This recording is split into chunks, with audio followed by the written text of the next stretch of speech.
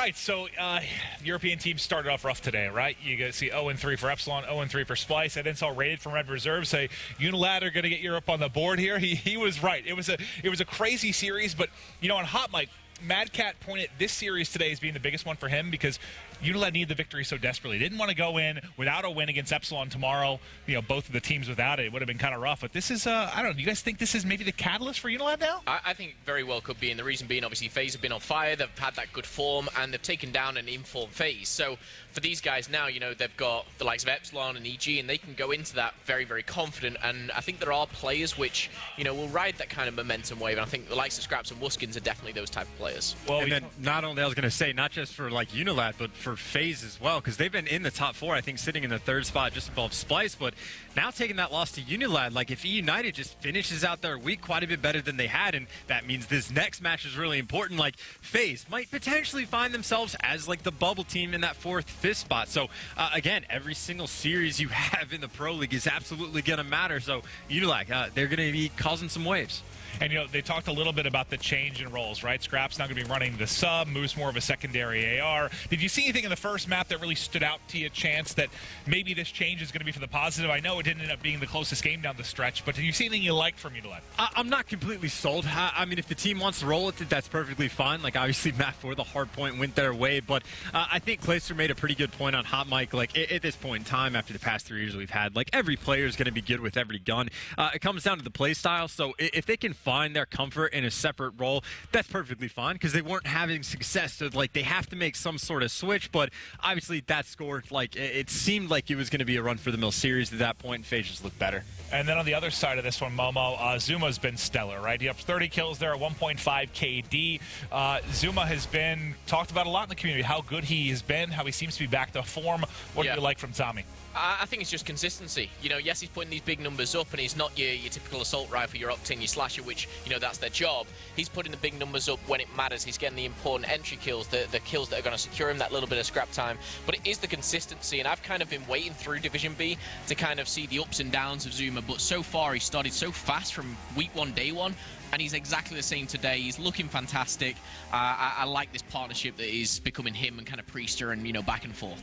Yeah, they certainly look stellar. But now let's talk a little bit about Search and Destroy. So FaZe had been, great coming into this. They were 4-1 in Search. They've looked very strong. I mean, I've casted several 6-1 victories for them where they steamroll their opponents. But Search for them was difficult against this UNILAD team, Chance. Yeah, and at least on Texas, it seems like they just didn't handle the snipers well. That was the point brought up at the start of some rounds that FaZe doesn't like to snipe. But when they did, they kept getting picked. Attach, I think he had 1 or 2 nice kills, but that was about it. And really, Scraps and Shawnee, even running the double sniper setup, were just picking them apart round after round. There was maybe 1 round where they got first blood and did not convert. I think it was Priest replays that clutched to 2v4. But outside of that, it was UNILAD pretty much just getting the first picks, getting consistent kills. I mean, Scraps even saw right there 4 first bloods to his name. Yep. So it was just it was a weird change of roles of where you didn't expect UNILAD to not only win 1 Search and Destroy like that, but they did end up taking 2. I think as well, I mean, the scoreline was 6-3. The first bloods were actually 7-2.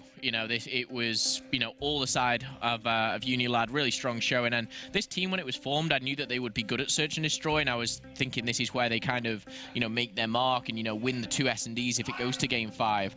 But that is when they won that map. You could kind of see the hype, kind of the confidence in them. They were looking at each other, pumped for Game 3. Well, it's one that certainly was back and forth. We thought, with the first 3 series being 3-0, I was like, all right, well, might as well continue the trend here. FaZe may take it over, but the Search, UNILAD gets back into it. Now we go into an Arden Forest. We joke about the fact that it feels like 80% of these end up going to overtime. We do get another OT here, a back and forth battle chance between FaZe and UNILAD. Yeah, and FaZe really had to put some work in just to even force that overtime. You see the streaks come in for Shawnee. They get that nice lead, and the time is ticking down. And the situation turned out to be, well, just to get that flat cap on board, it was Shawnee had an opportunity to either overextend or call in the streaks, and he goes to call in the streaks instead of trying to go for the kills. But then he picks up 2, and you felt like it would have worked out great, but Priesthood just somehow able to pick up the flag and barely beat out the stun grenades to get in a cave. So it literally did take some heroic plays from FaZe to barely scrape by to force the OT, but once they got to OT, they looked dominant. Yeah, I think the OT, yes, the first time it took them quite a while. The 4.5 minutes or so, right? To get, yeah, it was 4+ minutes, but then they had streaks. You know, they kind of had that safety net. They used them very well. They secure it. They get another flag in the second half of OT and secure the cap to the flag. Well, then heading into Game 4, you know, I believe Joe was the one that said Merc was, I think Ben asked him what player did they think was going to need to step up on the side of the UNILAD if they're going to chance the hard point, and he said it's got to be Shawnee. And Shawnee did that and more. I want to talk a little bit about Shawnee, then I want to talk about something interesting we saw on the FaZe side. But let's start with Shawnee.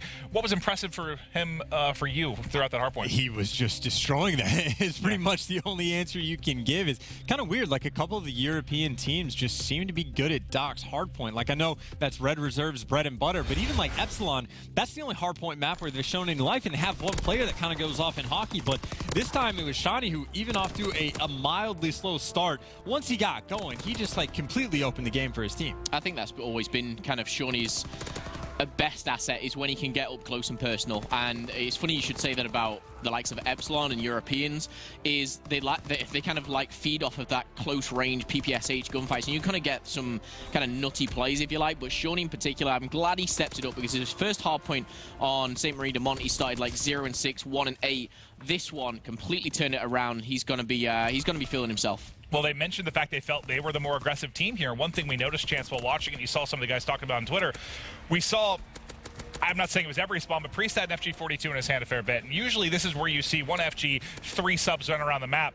Is that probably a big reason why they weren't the more aggressive team on this? It certainly seemed that it didn't help. I mean, I can understand for maybe the Crane Hill to want 2 FGs, and maybe if you have some like special opening break on Statue, that's fine. But for the most part, yeah, hey, the more subs, the better. Like, if you're inside barrels, there's like one long line of sight that you're going to want an FG for. So, again, I don't know how frequently Priest was switching back and forth, but it might not have been enough. But either way, it wasn't just Shawnee that had a fantastic game. I mean, Scraps was doing his job as well, getting a bunch of hill time as well as dropping 28, 29 kills, whatever it was. And then, of course, the other two just did their job. So, again, it was a full-on team performance, with Shawnee being the guy that really like kicked it up a notch. But, yeah, UNILAD, to bounce back just after that CTF even, like, that's obviously massive. They got the series from it. And I didn't expect that Game 4 to go that way. I was walking to get a snack past the FaZe team, and I heard Tommy just pumping them up before Game 3. He's like, we should not have lost.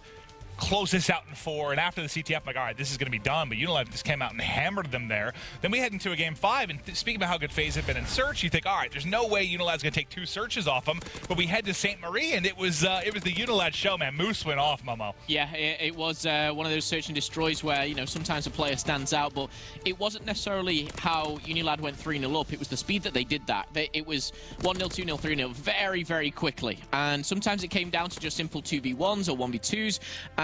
You know, it wasn't complete wipeouts, but they got onto this momentum. They fed off of the hard point. They went straight into this. And I love Shawnee inside of B on the defense. He was just getting in and around. His movement was very fluid. He just kind of controlled that, and I love that. I think it was a great play from Shawnee. I know Moose had the numbers. Did you think, Chance, for a second, the previous round, we saw the 2v4 clutch from FaZe? I thought maybe this is where they start to bring it back, right? This is the moment where maybe they break UNILAD. That's not what happened at all. UNILAD responded very quickly.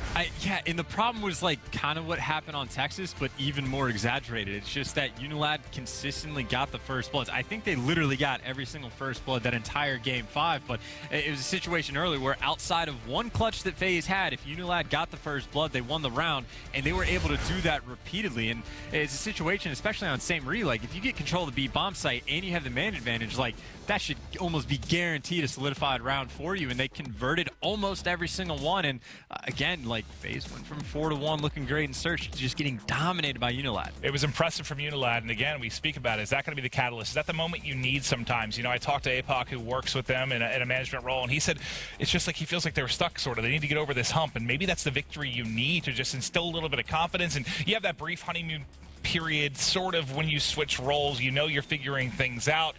To come in and get that win right away, I mean, that's going to feel great, I would think. I think it'll feel really good, and I think one thing it will change for me is when I see UNILAD go up against EG. Then now my predictions are like a little bit 50-50. I think Epsilon, UNILAD would have beaten anyway. My predictions wouldn't have changed there, but now going away, I'll be thinking about that EG matchup, and if they play them, I think maybe twice tomorrow, or they have 2 games, that could be really, really important for UNILAD, and it could be a big swing in their Division B as well. The way they end this could be vital. They could not only secure a top 6, to obviously just stay in for Stage 2. I think that's the main goal for UNILAD. Certainly.